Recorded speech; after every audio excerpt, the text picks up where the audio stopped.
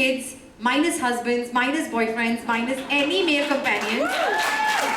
And we made it mandatory for the women to just come and chill. And that's what we did. And I cannot even begin to tell you, it was one of the most fulfilling experiences of my life.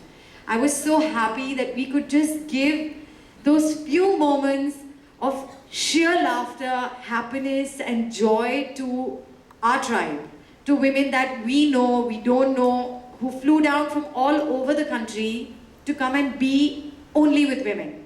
And that became India's first ever women-only festival. And we hope to do it again, and again, and again, because there's always going to be lots of women who are not going to want to have a good time, so we're going to force them and make sure that they come and attend this particular fest and be with people who get their struggles, who understand their commitments, who understand that there are times when it all becomes a little too much and you just want someone to say, okay, sit, you don't need to do everything right now, you don't need to have everything handled. And nobody's judging, no one's keeping a scorecard. Only we maintain these scorecards in our heads saying, oh, I must be the best wife and I have to be the best mom. And I have to really excel at my job. Having said that, yes, I think all of us must be motivated. And why be good when you can be better and when you can be great? But at the same time, one must never lose sight of the fact that before we are mothers and daughters and wives and entrepreneurs and working professionals, we are first us. So Shruti is the #1 person in my life.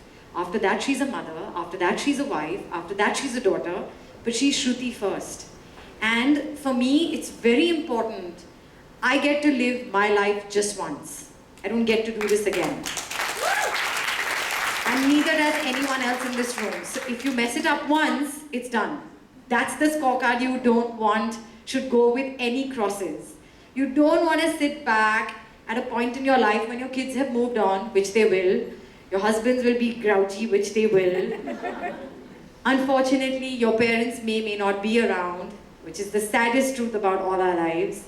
Our jobs will fade. And you don't want to sit there thinking, oh my God, when I had the chance and I had the friends and I had the company, I just let it all go because I was just trying to do so much. And then, obviously, human body is such that, it'll start failing you soon enough.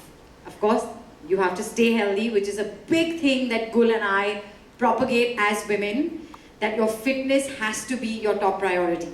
Because when you work out in your 20s and in your 30s, it's not so much about being healthy then, it's about preparing your life and your body for what's going to come hit you post-menopause, post-50. You want to stay healthier. Hence, you work out in your younger years. So we realize that we don't want to sit at 50 with, half our teeth gone and our bodies aching and our joints giving way and saying, you know what, Gul, I wish we had gone for that music festival when we discussed it when we were 35 years old. So we said, you know what, let's just seize the damn moment and let's do it right now. And that's how we came up with Festival. And we're hoping to do this over and over again in multiple cities. And we really want women to stop carrying this massive burden of guilt. How many women here just feel guilty through the day for some reason? Yeah? घर पे खाना ठीक तरह से नहीं बना. हाँ? अरे मेरा कपड़ा अभी भी गंदा है. Oh my God, my kids' homework is just piling up and there's a birthday party you have to plan or has to go for a birthday party and I have to go find a gift and then I have to send it there. How much do we guilt trip ourselves? And no one cares. किसी को कुछ फर्क नहीं पड़ता. Only the women sit there feeling shitty and there's no reason to because we're all doing a fabulous job, girls. All of us. So please give yourselves a huge round of applause. And I feel that, get-togethers like these, and I call this more a get-together than anything else because trust me, whatever it is that you're here for, whatever it is that you're seeking, you'll obviously find. But what you're actually going to take away, which is the surprise package, is the way this is going to make you feel. And that doesn't happen very often. You can have motivational speeches that you can watch on YouTube and feel really good about yourself. But when you're sitting next to a woman who's living pretty much the same life as yourself, and you're both sitting there and enjoying this experience, that feeling is why we're all here. And that's the feeling you want to try and capture from various platforms that are willing to offer it. So for women like Sairi, who've pretty much dedicated their lives into making sure that she offers opportunities for women, it's an incredible thing, because only women do this for each other. Because we understand what it is to have to go back to work post a sabbatical, what it's like to suddenly think, okay, maybe I should seek a career now that I have fulfilled my role as a mother and as a wife. Maybe I should do something for myself, but I'm scared, I don't know if I'll succeed, who's going to help me? And then there are things like Sheroes that say, you know what, whatever questions you have, guess what, we'll find the answers together. We've gained the experience, we've got the people who are here to help you with all your anxiety. And only women do that for each other.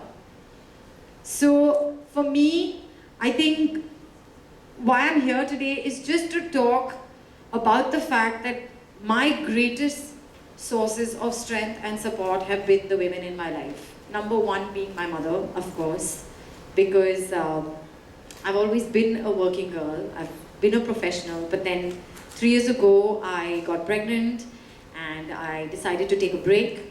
Also, you have to understand, I come in from a profession which is full of vanity, so one has to look a certain way. No one's going to give me work with a big baby bump, unfortunately.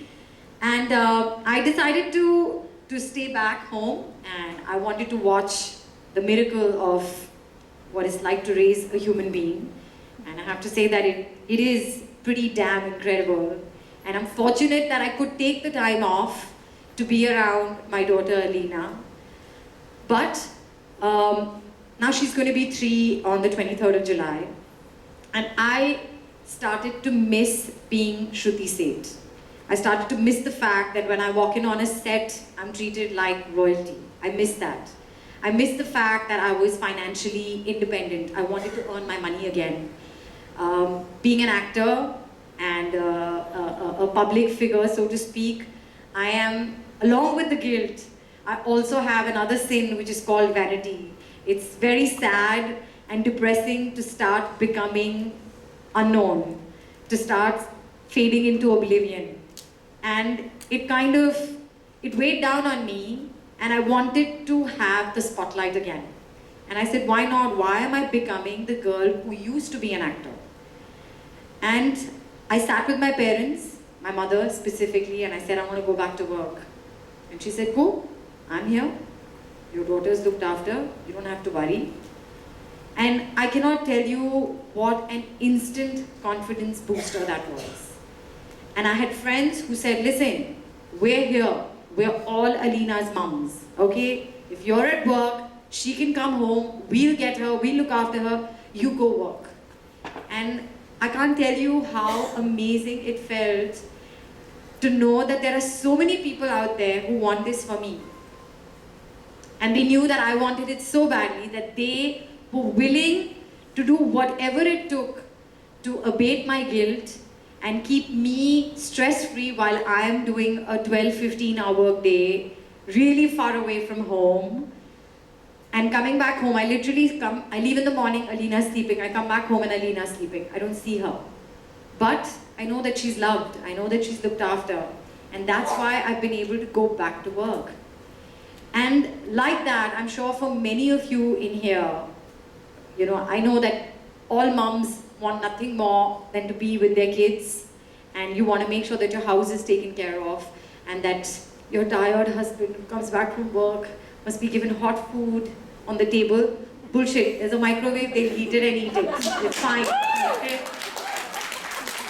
When I come back home, I eat my own food. No one eats it for me.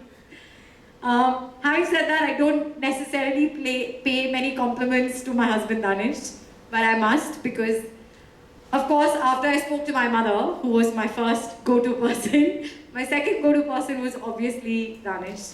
And I went and I told him that I want to go back to work, I'm missing it now. And he said, he was of course apprehensive, because he said, you know, are you sure you're going to be able to leave Alina? Because I know what you get like. And I know it's going to upset you, because there are going to be days when you won't see her, you won't hear her, you won't talk to her. Of course, thanks to Steve Jobs, there's FaceTime, so thank you, Apple. But it doesn't come close to actually holding your child. But when he said, you go, she has one of her parents here. I don't have such a heavy schedule. I'm going to see her. I'll double up. And it just, I was like, okay, I've just been thinking of all these multiple fears. And there's a solution to all my problems. I just didn't want to seek it. But the moment I put it out there, it's amazing how so many people came to my aid to say that, listen, this is nothing. Just go to work. We're here. Worst case, I'll drive her, I'll bring her to your set, you'll hang out with her, don't worry. And the house can get taken care of. There are people who can help you do that.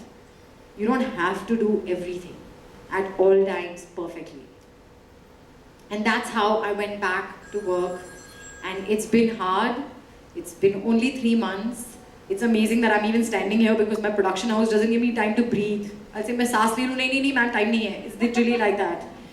But I've come to realize over the years that for any problem that you may have, the only thing you really need to do is to ask for help, which is one of the greatest obstacles in all our lives because we don't want to accept the help because we're like, we can do it by ourselves. I can figure it out on my own. I'm a superwoman. No, you don't have to be a superwoman. You're like everyone else and everyone has their failings. Everyone has a weak spot and it's okay. If you put it out there and you seek help, help will come in the most miraculous ways. And that's my little tiny story about going back to work. And I hope I stay at work because I don't know, with the kind of pressure it's bringing, I'm starting to think if I want to just go back and take that sabbatical. But I think when Sayuri called me, she said, I just want you to come back and tell women what it's like to go back to something that you were so familiar with, and then you kind of went away and you're starting to feel, I was dreading going back to work because I said, okay, what if I've forgotten acting? What if I go back to set and then they don't treat me well? And what if I'm really bad at my job? But it's amazing how only our fears hold us back. If you believe that you can, then you will. It's literally that simple. So that's my very tiny story. And